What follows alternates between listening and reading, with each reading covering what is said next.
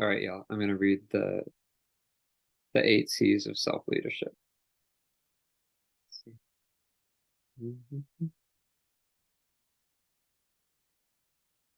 Okay. So C number 1, calmness. Calmness. A pervasive sense of physiological and mental calm accompanies self-leadership. Many people, especially those who have experienced traumas, feel constant tension in their body as if they contain a tightly wound spring, which makes them hypervigilant and agitated. If you're like them, this state of physical arousal makes you overreact to other people and prevents you from ever truly relaxing. Your mind reflects this aroused state with thoughts and urges jumping around, to use the Buddhist metaphor, like a hyperactive or drunken monkey. As you embody yourself, you will be relieved to find far less activity in your body and mind. As a result, you will react to triggers in your environment in less automatic and extreme ways. The monkeys in your mind become mellow, basking in the reduction in worries and responsibilities that come with trusting yourself to handle the world. In the face of anger, you aren't overwhelmed by the common fight, flight, or freeze impulses, and instead maintain an inner equanimity. Many people appear to be calm on the outside, but internally are a frenzy of activity. Many of us have been trained to hide our distress behind a calm, thoughtful exterior, but that's being frozen, not calm. This is not to say that self-led people walk around in a Buddha-like state of serene detachment. They ride on the roller coaster of life like everyone else. It's just that for them, the ride that used to produce a white-knuckled clinging more often becomes interesting and sometimes painful or joyful. Where they used to be totally absorbed by each emotion or totally cut off from each one, they now experience the waves of feeling, but also hold a calm center that is never totally washed away. The center of the cyclone, what I call the eye in the storm. Clarity. Clarity. I define clarity as the ability to perceive situations without distortions from extreme beliefs and emotions. In other words, seeing through the eyes of the self. As someone who has worked extensively with eating disordered clients, I've seen how powerfully parts of us can affect our perceptions. When a rail-thin anorexic client looks in the mirror, she literally sees a fat person. But that's only an extreme example of the kind of distorting we do all the time. For example, recall a time when you were infatuated with someone. Perhaps you became oblivious to conspicuous red flags. Then, when that same person did something hurtful, it's likely that all you could see were the person's flaws. And you wondered what you used to like about him or her. A traditional story illustrates this point well. A man whose axe was missing suspected his neighbor's son. The boy walked like a thief, looked like a thief, and spoke like a thief. Soon the man found his axe while he was digging in the valley, and the next time he saw his neighbor's son, the boy walked, looked, and spoke like any other child. In other words, we rarely take a fresh, open look at a person or situation because we so quickly and automatically jump to conclusions based on previous experience and current desire. As the expression goes, to a man with a hammer, everything looks like a nail. I had a client, Bill, for example, who was desperate to get married. A part of him immediately rated every woman he met as a potential mate or not. In addition, Bill felt he'd been rejected by his mother at an early age, so a protective part sized up every potential mate as like mom, that is dangerous, or not. To complicate things, Bill had always hoped to be accepted by his mother, so another part of him wanted the potential mate to be like mom and would not let him feel attracted to women who were not. Every woman he met unwillingly stepped into his radar system with all its conflicting categories, and her qualities were distorted or ignored accordingly. The women he dated complained about getting many mixed messages and stated that he didn't really know them. They were right. For Bill to really know any of these women, he would need to get all these parts and their projections to step back and let his self experience the women. When that's possible, we have what the Buddhists call beginner's mind, a perspective in which many possibilities exist because of the absence of preconception and projection.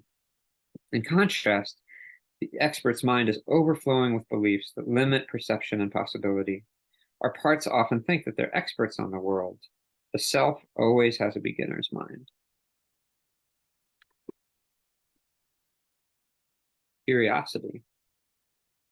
In addition to containing many possibilities, the beginner's mind is also full of wonder about the world. If we don't prejudice things, if we are perpetually curious, like an inquisitive child, we are full of innocent interest in people and their reactions. If people are angry at us and our view of them isn't clouded by feelings connected with others who have been angry at us in the past, we become curious about their anger. When we ask them about it, they will sense no fear or judgment in our question, just innocent interest. This kind of curiosity is at the heart of the IFS approach. It is how the self relates not only to people, but also to inner voices. When we're able to become non-judgmentally interested in even our most despised inner demons, such as contempt, racism, and self-hate, we find those internal dialogues to be enlightening and transformative. The Buddhists call this kind of non-striving, open curiosity towards our inner thoughts and emotions mindfulness. Many of their practices are designed to help people become more mindful. That kind of pure, guileless curiosity is disarming. People and parts of us sense that they no longer must protect themselves because they see that we intend only to try and understand them. Since all they usually want is to be understood, they have no reason to remain angry or defensive. Instead, they're often glad to tell their story and feel heard by a person who's not trying to change them. In this book, this is what is meant by the term witnessing, asking about and listening to a person or part with genuine curiosity and with the intent to achieve the next quality, compassion. Compassion. When your view of people is not distorted by the parts of you that fear or need them, you are not as affected by the ways they protect themselves. Then your curiosity leads you to see behind their anger or distancing and learn about the hurt they're protecting. Uh-oh.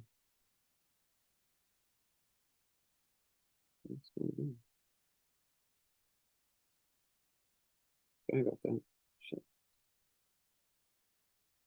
clarify what is meant by compassion, I want to contrast it to pity and to empathy.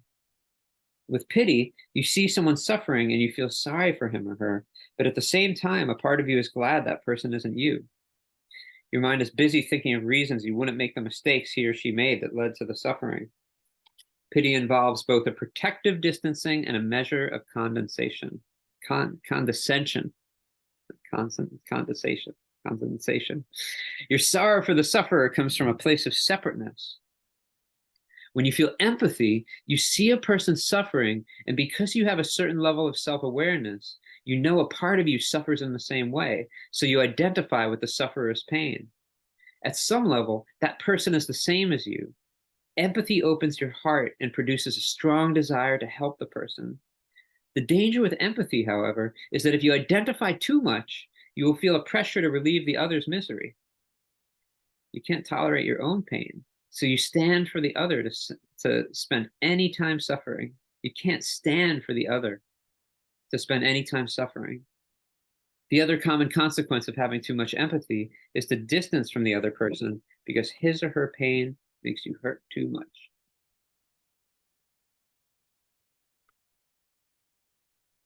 When you feel compassion, you see a person suffering, you feel empathy for him or her, and you know that the other has a self which, once released, can relieve his or her own misery.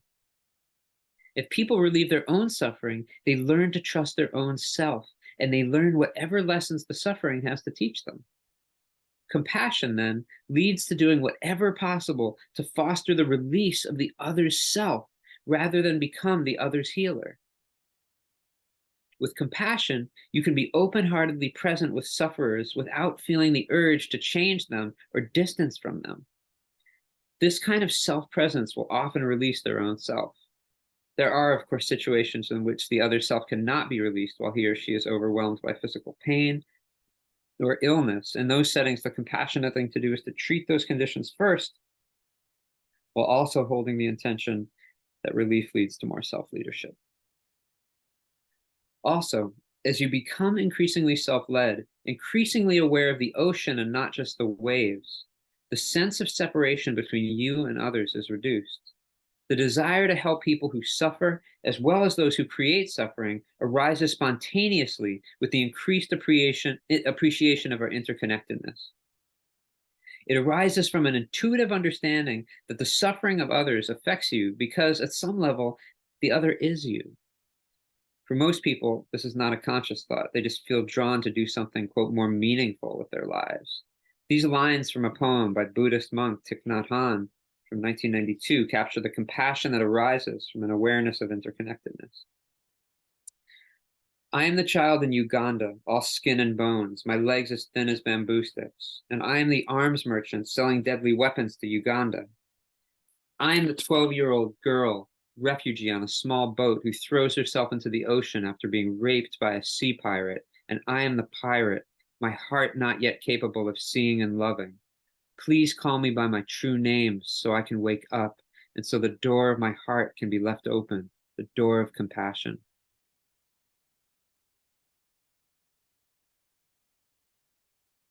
Confidence.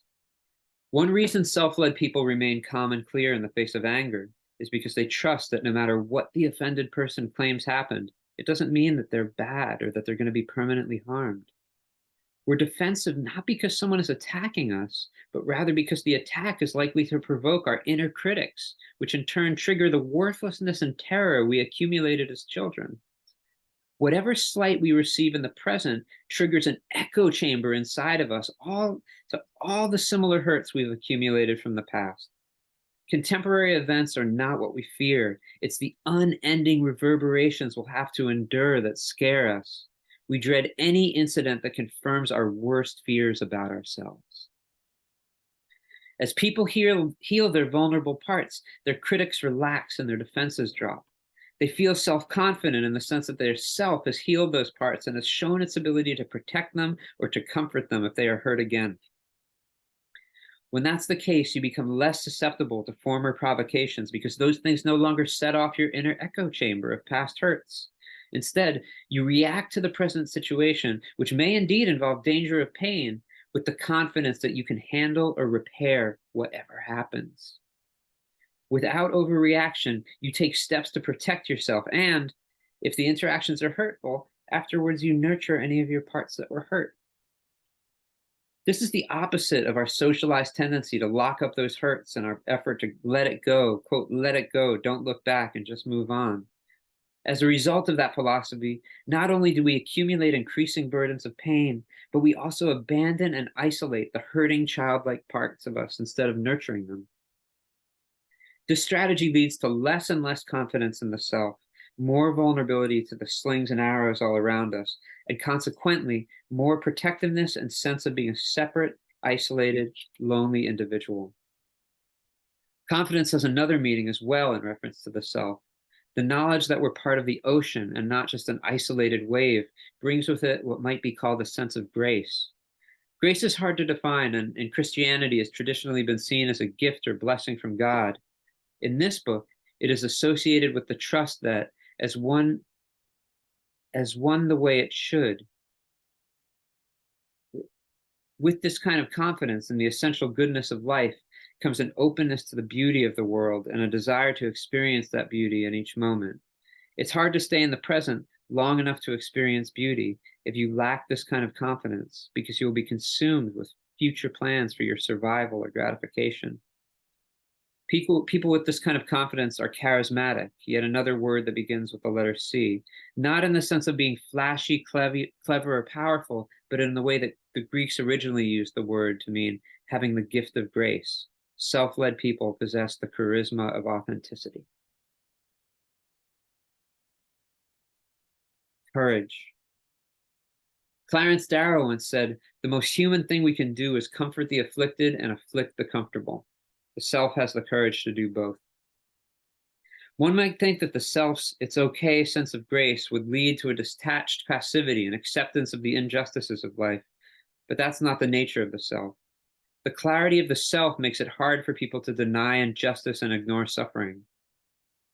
The compassion of the self leads people to resist tyranny and fight for the oppressed.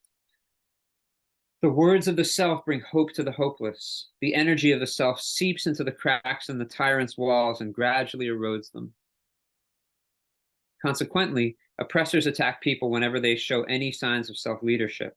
Abusers know that this is the way to control people, which is why virtually all my clients who've been severely sexually abused report that anytime they acted in a spirited, spontaneous, or independent way, they were either verbally or physically punished.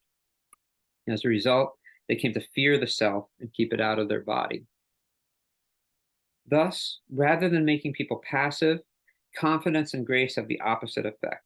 If we don't fear attack because we aren't as vulnerable, and if we trust that we can handle the consequences, courage is much more accessible to us. If we know that everyone is a wave in the same ocean, we will challenge injustice without judgment.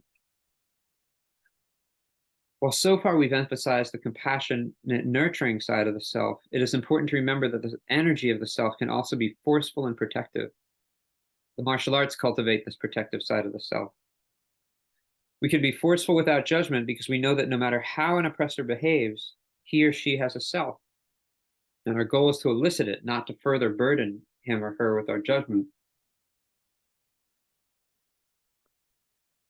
As Martin Luther King Jr. expressed it, we must realize that the evil deed of the enemy neighbor, the thing that hurts, never quite expresses all that he is. An element of goodness may be found in even our worst enemy. Elsewhere, he wrote, nonviolence does not seek to defeat or humiliate the opponent, but to win his friendship and understanding. It avoids not only the external physical violence, but also internal violence of spirit. The nonviolent resistor not only refuses to shoot his opponent, but he also refuses to hate him. At the center of nonviolence stands the principle of love. If I respond to hate with a reciprocal hate, I do nothing but intensify the cleavage in a broken community. I can only close the gap in a broken community by meeting hate with love. Courage is not only about being a voice for the disenfranchised, it often takes more courage to recognize the damage we do to others and try to make amends. Clarity helps us to see what we've done, and if we have confidence, to understand that mistakes don't mean we are bad people. We'll have the courage to listen to the other's story with curiosity, apologize sincerely, and ask what can be done to repair the damage. The self-led person not only has the courage to act, but also the courage to be accountable for acting. As a client's self emerges, he or she increasingly demonstrates another aspect of courage, the willingness to go towards his or her pain and shame. Clients' internal journeys often involve entering the most frightening places in their psyches. They often wind up witnessing events in their past that they had tried to minimize the impact of or forget entirely. In turn, this witnessing often leads to a clearer view of key relationships in the outside world and the determination to change those relationships. These changes sometimes involve financial and emotional risk. It takes courage to look and courage to act on what we see. Creativity. Many scientists, inventors, and artists report that their inspirations emerge suddenly and fully formed from their unconscious intuition, rather than as a result of the labors of their rational minds. Researchers trying to increase creativity in people use techniques like biofeedback to quiet the mind's inner voice and accept deeper states. Writers like Anne Lamott say, you get your intuition back when you make space for it, when you stop the chattering of the rational mind. The rational mind doesn't nourish you. You assume it gives you the truth because the rational mind is the golden calf that this culture worships, but this is not true. Rationality squeezes out much that is rich and juicy and fascinating. My experience with clients confirms this. They begin to tap into a kind of creative wisdom as these inner noises diminish and their self arises. Solutions to long-standing problems emerge, often involving lateral, out-of-the-box thinking that was not possible when they were dominated by parts of them that had so many rules about their lives and relationships. It seems that the self has an innate wisdom about how to create harmony in relationships, whether those relationships are with people around them or with parts inside them.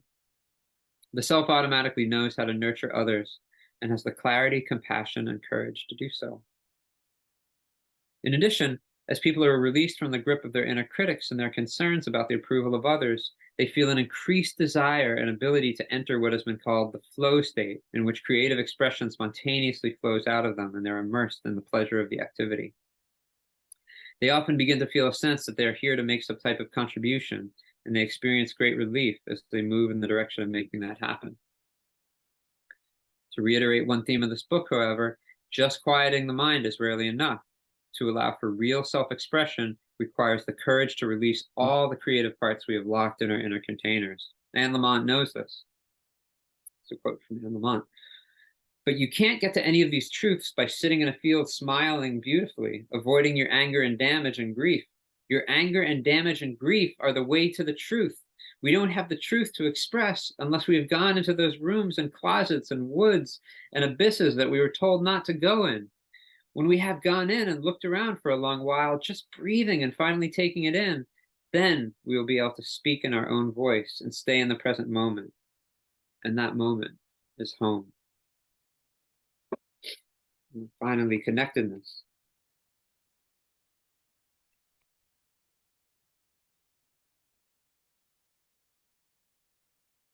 As we increasingly embody self, we will feel a growing sense of connectedness to all the selves around us.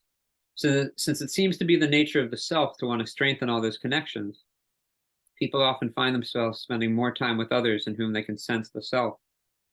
Correspondingly, they often drop relationships and activities that take them further from sensing those connections. The month's last line above, and that moment is home, also applies to what you feel when you make a self-to-self connection with someone. There's the thirst-quenching sense of finally meeting someone who knows who you really are. There's also the relief of being able to drop the heavy masks, which we try to impress or hide or one another, and instead allow the light of ourselves to shine. The author Joan Borisenko describes a self-to-self experience she had with a man she had gotten to know who was dying of AIDS. After a rambling conversation, Sam looks into my eyes. I've never felt more peaceful, more safe. I'm weeping. Safe also in this larger sense of self, the spiritual self. Sam holds my hands, says something to the effect of how my children must love me, how lucky they are. I stumble over words, knowing that he's caught a glimpse of something inside of me that's not usually available, even to the people I love the most. It is the relationship between us that has lifted the bushel off the light. I am myself only because he is his own self in the moment. The chatter and doubts and ruminations of ego are gone.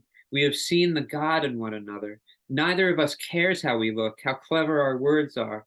We don't even care if the world ends here and now. We are whole and the story is told. Our lives have had purpose and meaning in this one precious moment. These sacred, memorable moments are far too rare for most of us. For the self-led person, however, such connections are not only desired, they're also more possible.